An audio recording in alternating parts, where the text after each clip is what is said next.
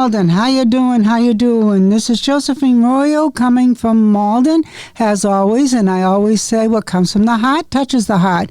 And today I'd like to touch your heart with a very special guest during this season and with COVID-19. And I know things are hopefully quieting down. I'm praying for that. But I like to touch your heart with this very special guest. And I know a lot of you know this man. Good morning, Brian. Brian Biggie, how you doing? Good morning, Josephine. How are you? Long-time listener, first-time caller. I miss you, Brian.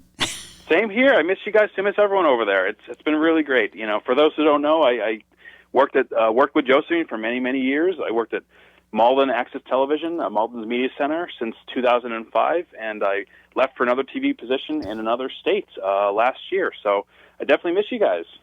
Yeah, we miss you immensely. At least I do. I miss those glasses of yours. I still wear those once in a while. Do you? Still break those out when I want to be a smarty pants. Do they get a kick out of them? Oh, yeah, absolutely. So. Oh, I often said that you should have been a comedian.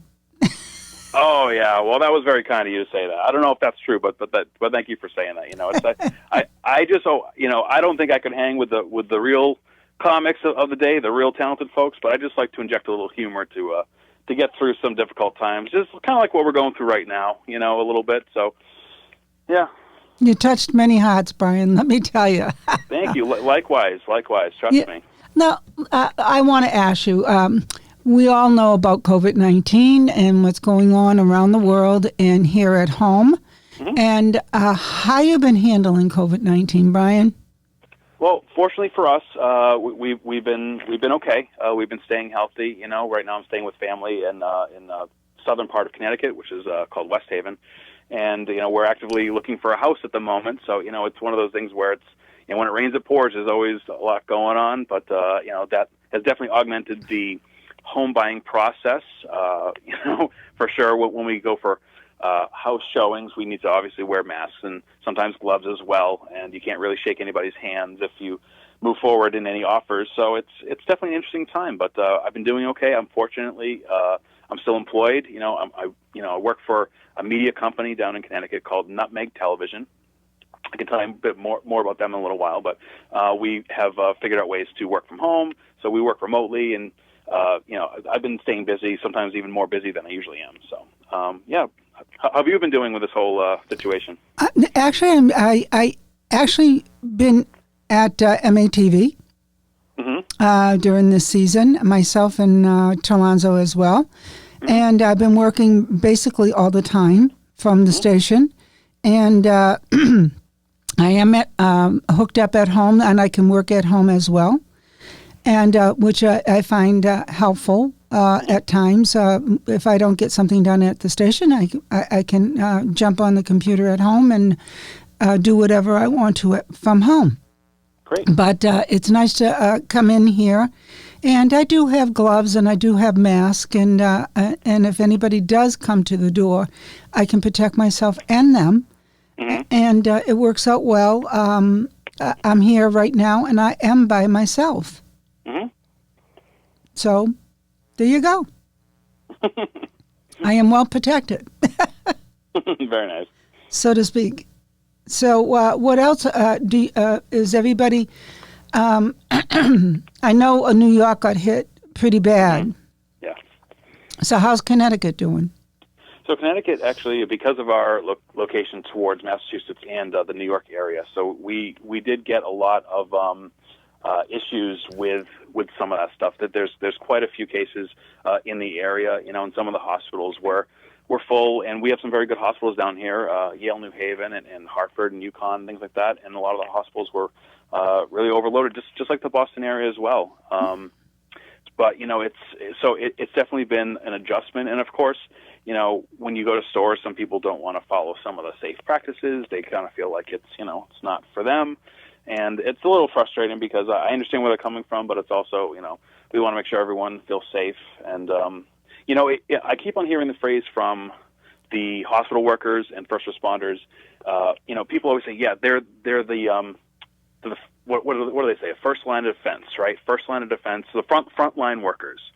And I've actually spoken to some hospital workers recently, and they're frustrated with that phrase in some ways, at least the ones I've spoken to, because they feel like that they shouldn't be on the front lines. They're happy to do their work. They're happy to help others. That's their job. That's their mission in life.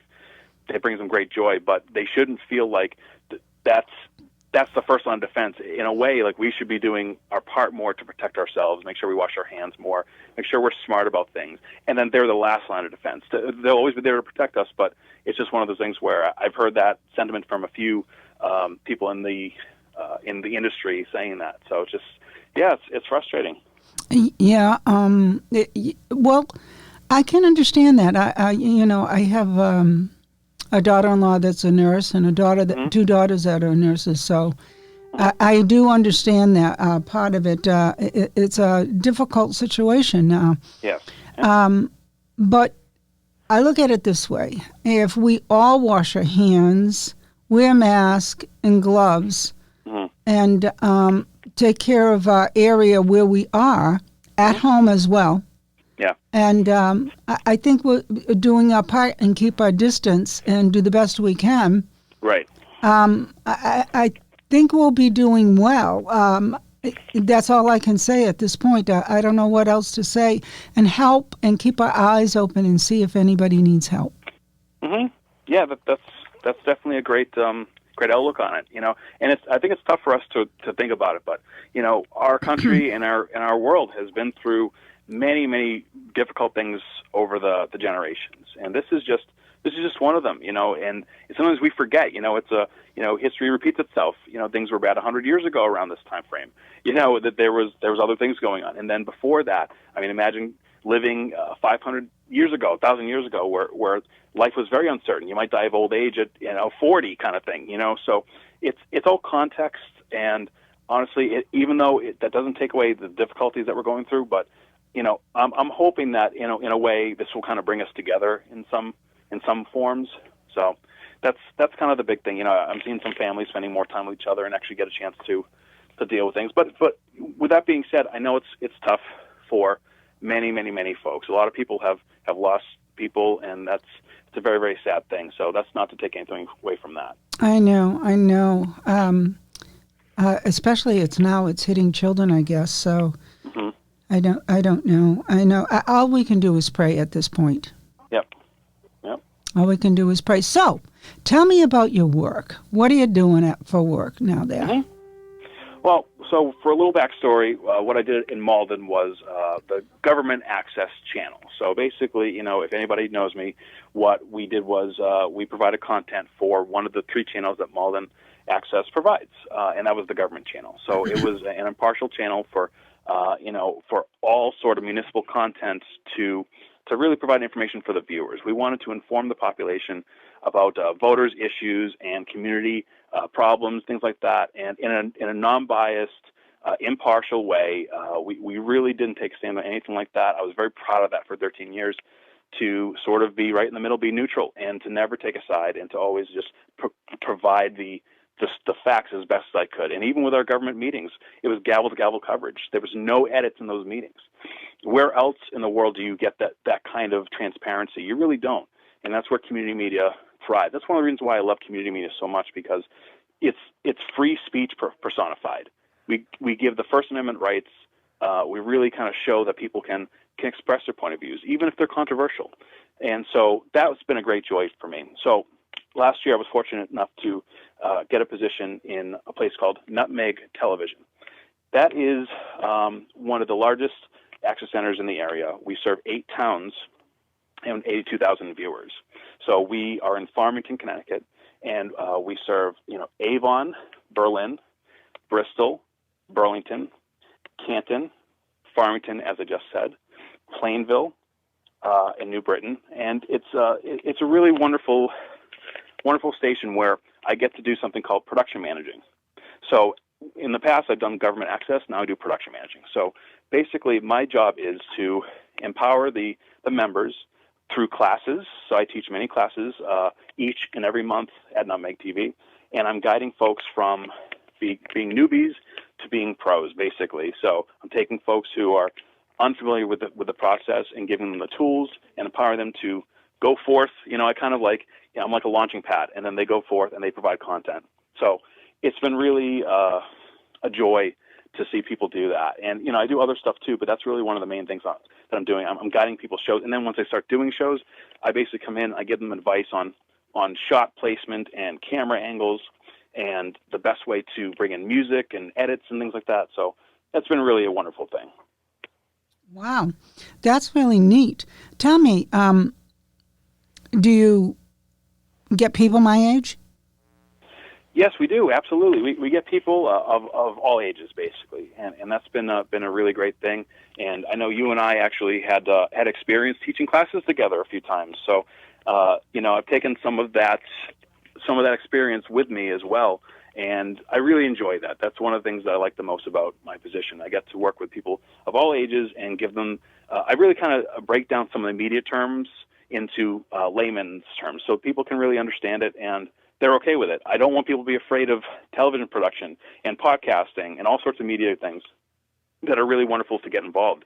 I mean, you remember our class we taught at the Malden Senior Center. How great was it to have some of those folks in our class? Remember one of the gentlemen who he wanted us to take a picture of him doing camera because he wanted to send a picture to his kids, his grandkids, that look what Grandpa can do. That's a great feeling. His name was Paul, by the way. Yeah, he was wonderful. Yeah, and a matter of fact, if I was going to, I was about to launch that class again, mm-hmm. and I asked him if he wanted to help out. Mm-hmm. Yeah. Yeah. Oh, that is awesome. That's awesome. Now, do you do anything else with? Do you have something else that you do there? Well, yes. I mean, there's quite a bit of administrative work that I do. So one of the things I do is I want to make sure that we have enough content going forward in the channel. So in addition to teaching the classes, I'll sometimes do outreach and contact members who are just thinking about, maybe they've been members for a while and they haven't really had a direction on where to go. Maybe someone's a big sports fan, and I know sports are kind of nil right now, but there are ways you can do programs about that. So one of the things I've done, especially during this time period where I'm working from home, is I've used this time to really increase the outreach. We don't want to just maintain; we want to grow, right? And that's with everybody right now. It stinks to just maintain during this time. This is a golden opportunity. If there's any silver lining to the situation, it's that we have a chance to go out of our comfort zone and grow. So some of the things I've done is I've actually contacted all the schools that we work with. We work with 9 schools in our area, and these are all the high schools, and they're really stressed out because of what's been going on and how the kids might not have a graduation. Well, during this time period, I contacted each and every school, and I gave them a customized version of how they can do a virtual graduation, because there's many different ways you can do graduation. And I gave them all options based on their location, the geography, the population, the culture, and I've suddenly given them a couple opportunities to go, okay, hey, we can do this. We can actually give the kids a great send-off this year, because it stinks. They put in the 3.5 years of work and then to not have graduation. So we're figuring out ways, like a parade processional or a webinar, or get this, Josephine, a drive-in movie-style graduation where people can pull up to their cars and possibly watch something on a large screen.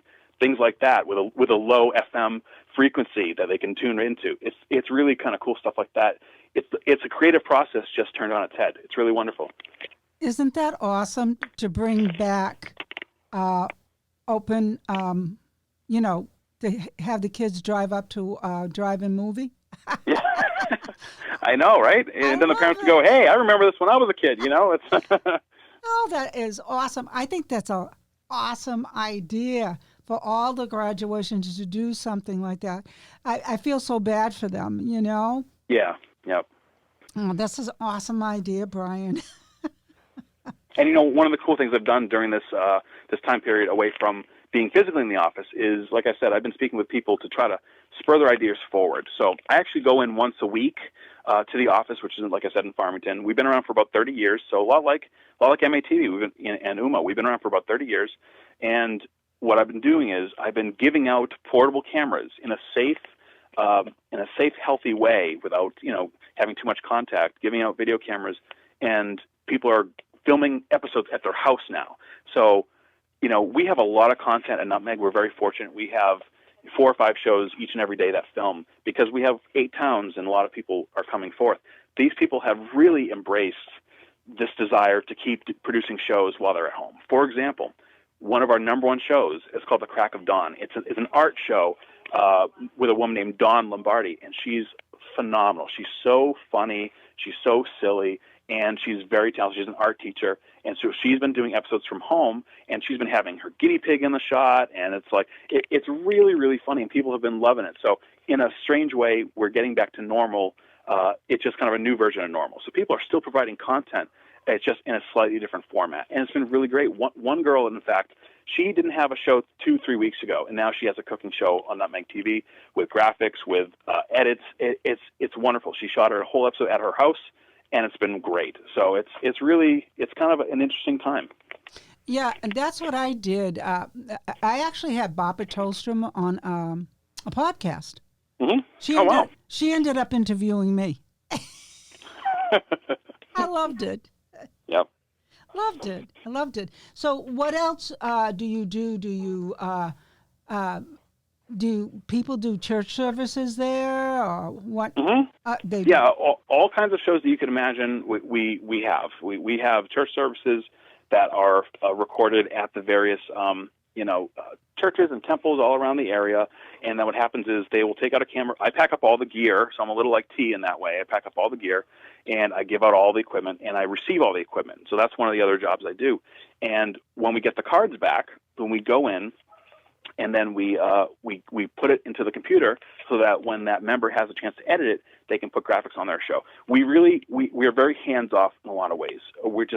We're empowering them, and then we step back. That's the big thing, We don't do the shows for them. We even though they might go, please help us out, we'll always give a lending hand, a helping hand whenever possible. But we don't want to, be a crutch. We want to give them the power to do it, and then in the long run, they're phenomenal. We have people who never thought they could do TV shows that are able to do a whole show by themselves. And I really just have minimal involvement. I come in, say, hey, how you guys doing? You guys doing okay? We're doing great, Brian. Give me a thumbs up. That gives me the most joy. It's like helping a kid learn to do, like, ride a bike or something. It's fantastic. So that's been a big thing. People shoot church services. They actually are doing some church services in our building. They come in at a lectern and they speak for a half hour or an hour, and then they give it to us as content. So that's how one of the ways we keep content going. We have a real estate show. This guy, he's a one-man band, Josephine. He takes out a camera, he flips the screen, records a whole show by himself, brings it in, and after a day, we got a brand new show there. So that's how we keep things going, During this season, huh? Oh, yeah. Awesome. So do you see things changing? People keep saying the new norm. New norm, yeah. What is your version of a new norm? That's a good question, Josephine. Well, I definitely want to ask you your opinion on that. But I think the new norm is, I would hope that people appreciate things more, appreciate the roar of an audience at a sports event, or going to a theater, or just having a birthday party, things that we sort of took for granted, just being able to have contact with each other, and being close to each other. We're humans. We strive to be close, I think, and that's brought us a lot of joy is the connection. We're not robots. We're human beings. And I would hope when things get back to normal at a certain point, we don't take that stuff for granted as much, because for many years we had. I'm seeing TV shows and movies and just seeing how close humans used to be, just hugging and hanging out and high-fiving, and that stuff it's almost like, wow, it's almost kind of foreign at this point. Now, we will get through this, but I'm hoping the new normal is hopefully a change towards an appreciation of the little things, of family, of friends. My sister-in-law is having her 40th birthday party, and we have to figure out a safe way to do it, basically, and that's a bummer for some people. And, for the workforce, I think this has really kind of pushed us into much more of a digital conferencing age, where people beforehand would never want to do video conferences or Skype or Zoom, and now a little more comfortable saying, hey, listen, work is becoming something that I do and not just a place where I go. So that's been a change that I've observed. How about you? What do you think is the new norm? I think the new norm, you hear people, we can do this together. But just repeating it is not enough. Something that takes action. Mm-hmm. I always care people, and I'll never stop. Mm-hmm. There's something that I try to put into every day of life. Caring takes action, just not on a job. Mm-hmm. It entails off the job too as well. Yeah. I'm hoping that this environment that we live in would have a lot of caring than before.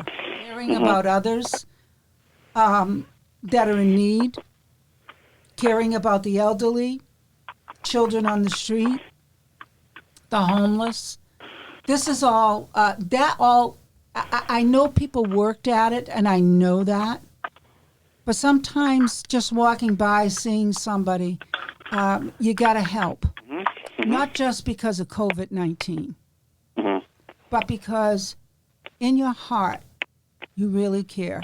I always thought within myself it was always our heart condition.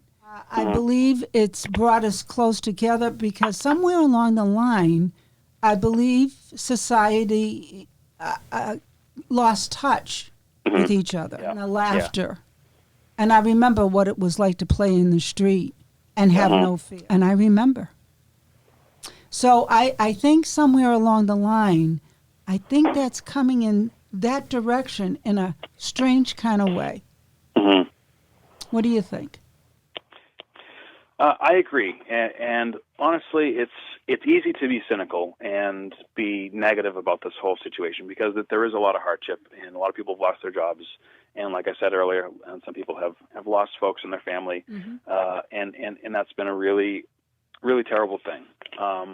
And it's easy for us to just be frustrated and angry and upset. You know, I went for a drive yesterday for the first time in a couple days, and people on the road just seem to be really angry and driving like a lot, and driving a lot more aggressively, I should say. You know, because I've heard some statistics from car insurance companies saying while there's fewer cars on the road and accidents are less plentiful, they're much more severe, which means that people are they're speeding, you know, there's less folks on the road and they're driving a little more reckless, or maybe there's something going on that we don't know. Like, we don't know people's struggles. You used to always say that. You know, do not judge not people by what they're doing because maybe they're fighting a battle that we have no idea. Maybe they have someone who's in the hospital, maybe they're sick themselves. Who knows? But I've heard that. I mean, you know, it's a really terrible thing. But yeah, I mean, we've heard some accidents happening recently, and it's been very bad. They've been more severe lately. It seems like there's less people on the road, so that's been a dangerous thing. So we have an opportunity to turn things around a little bit and to take something negative, turn something into something positive.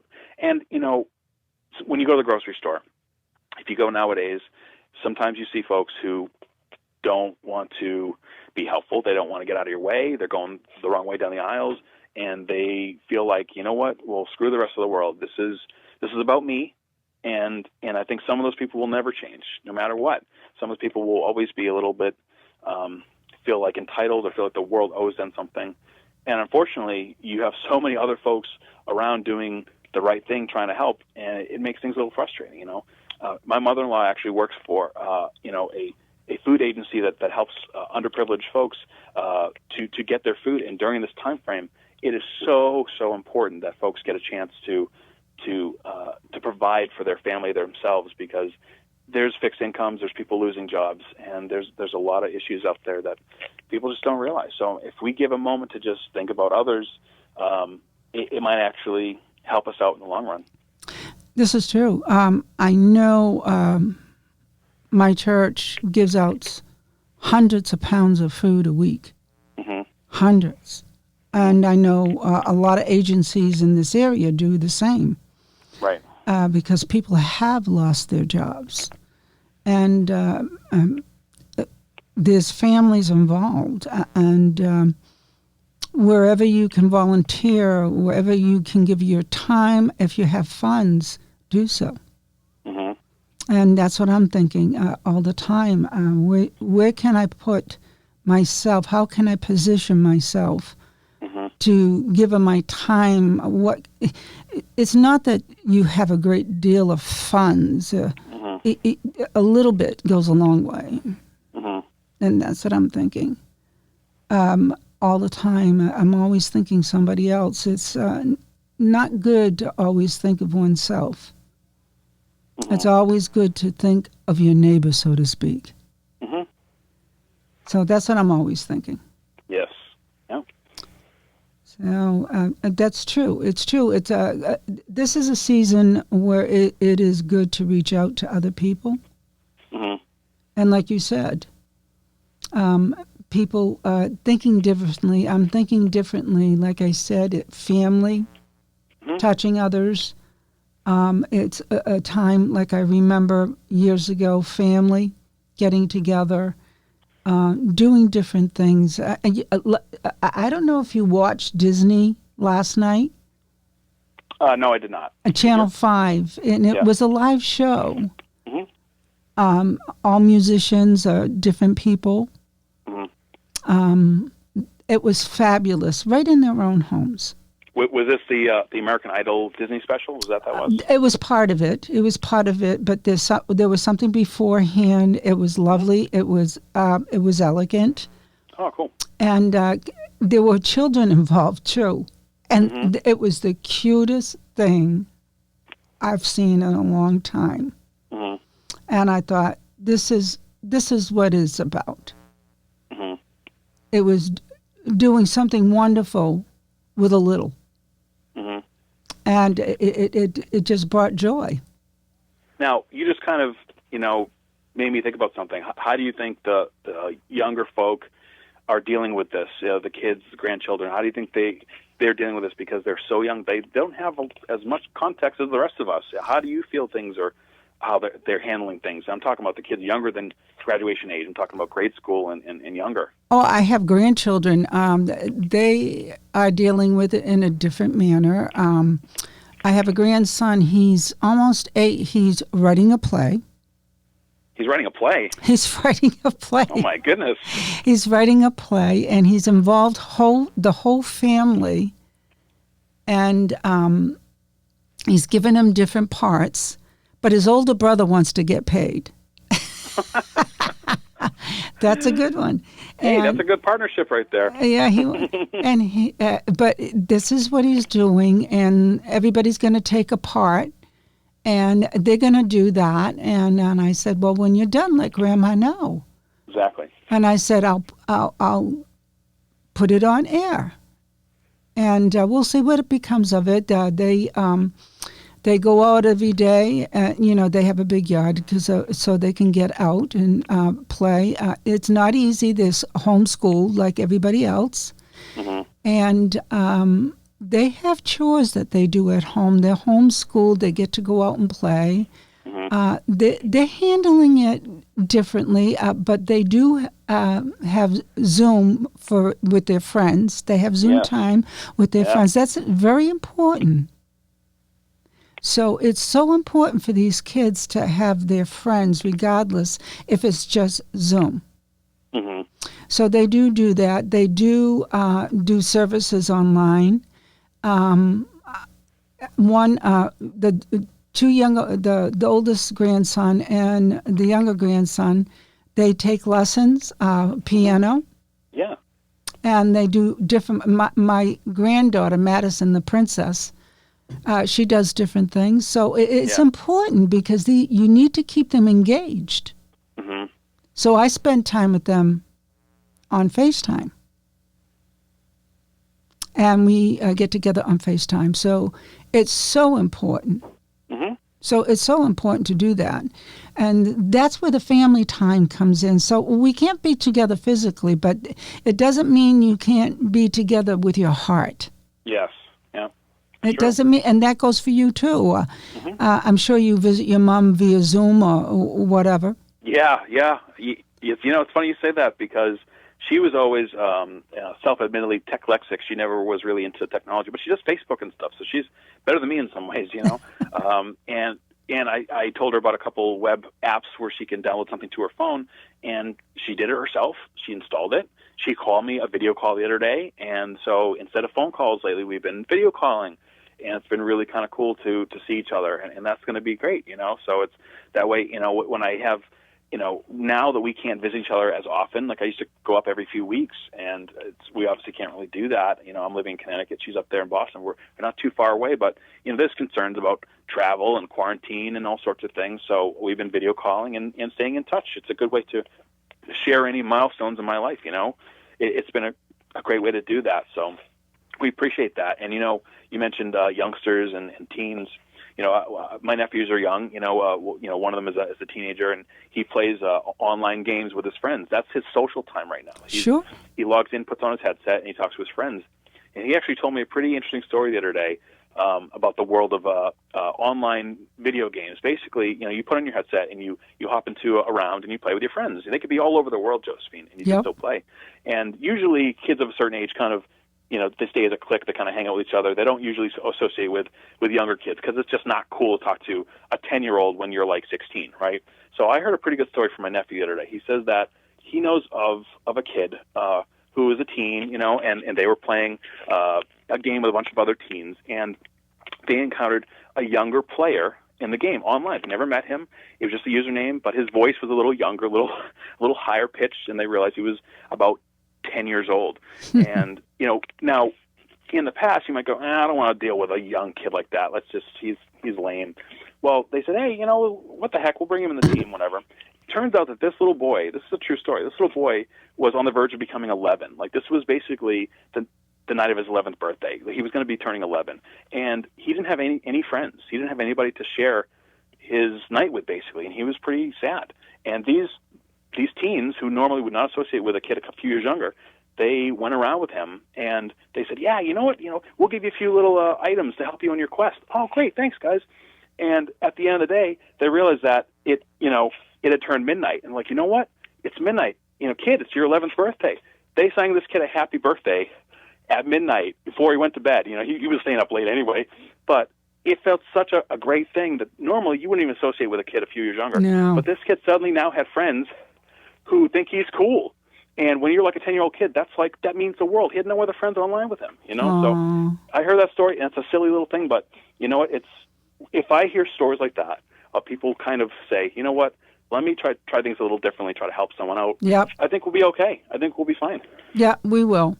I mean, I'm not going to go into detail, but I saw something in my building where I live, and I couldn't take it, and I was moved to do something about it. Just did it. I didn't want to know where it went, but I knew that I sort of knew where it went, and I just said, do this for me, please. And I did it. And it's just, sometimes you just got to do what you have to do. I mean, Josephine, fixing an injustice in the world, that doesn't sound like you at all. I find it hard to believe, as one of our old friends, Sandra, would say. It is, what it boils down to is that I love people. I just love people in general. And that's who I am inside. I care about people. And I look at what's going on in this world today, and I say, yeah, well, here we go. So, and it's obvious that you care about people. I mean, it's, people care about you too. I shared your previous episodes on the COVID topic when things were just kind of getting bad with my current executive director, Joni Sutter at Nutmeg Television. And she had never met you before, Josephine, and she was very, very moved by your content, the way you spoke, your respect and consideration for your guests. And she has shared your episodes with the senior population that she associates with. So your episodes are reaching people and touching people's hearts more than you even understand. So keep doing what I'm you're grateful. doing. I'm serious. I'm just very grateful to hear that. My motive is just to touch people. That's it. That's it, here and beyond. Right. And I'm just so grateful to have the opportunity to speak to you, Brian. You were one of my special co-workers. And I got to say, I still say that you should have been a comedian. You keep saying that you're going to give me an inflated ego, and trust me, I get that enough from my mother. So it's. She says the same thing. Oh yeah, I mean, so it's I appreciate it. It's very nice for you to say, but like I always try to tell people that it's I deal with stress with a little bit of humor, and I've always kind of done that. It's been a little bit of a defense mechanism growing up. I switched 4 schools in 4 years, and I kept on losing friends, and I'm just trying to be a humorous person without being a hurtful person. It's very easy for folks, especially when you're young and you're a teen, to be hurtful and to really bother people and pick on them for their differences. I was never really that kind of kid, but I always like to do impressions and always like to put on funny faces and stuff like that. So, it's easy for me. I have a funny face anyway, so it all comes naturally. No, you don't. But it's very kind, but it's, I think we can all laugh at ourselves once in a while. And I think if we do that, that makes things immensely easier if we could all just, try to bring a little joy to others' lives, whether it's through what you're doing, helping people, through the show, through, like you just said in your story earlier, or telling a joke. I've been sharing little funny cartoon drawings to my coworkers during this process, and trying to keep people, happy, and try to keep people like their spirits up, because people are pretty sad. So I don't know. I'm no expert in anything, but if we see folks who are really struggling, it's good to think about them, or not just ourselves, but to think about others and help them out. It goes a long way. You're speaking the truth. You're speaking the truth there. And what I want to do right now is to be able to say hello to all the young at heart out in Connecticut. I'm saying hello to you, and I'm telling you that somebody out here in Massachusetts really does care about you. And just know that this woman here is praying for you today. Thank you, Joe. And just keep that in mind. And Brian, and I always pray for you, my dear, and Sandy too. Thank you. And give her a big hug for me, please. I will, absolutely. And before we go, would I be able to share a quote with you? Go right ahead, please. This is concerning our talk about the health crisis going on, but it's by a wise man named Steve Rogers, also known as a fictional character named Captain America. Okay? Speaking about something else, but this is a pretty relevant for our time right now. So in a comic book that was published many, many years ago, Captain America said to someone else, he said the following: "I know things are hard, but they've been hard before. I grew up during the Great Depression. If there was ever a time to give up hoping, that was it. But we didn't stop hoping. We hung on. We just hung on. And in time, things did get better. Not overnight, but slowly. And I swear to you, they will get better once again." Oh, that's wonderful. Not bad for a funny book, huh? No, it's not. There was a meaning behind that one. Go figure, right? Yeah. The Four Color Funny Books, actually has a little bit of insight by J.M. DeMatteis, so it's great. Well, Brian, we'll be in contact as always. I hope so. Yeah, you betcha. And you take care. Lady. You take care, and take care, Brian. You take care. I care about you. Yeah, love you, Josephine. Take care. I love you, too. Bye, everybody. Bye-bye.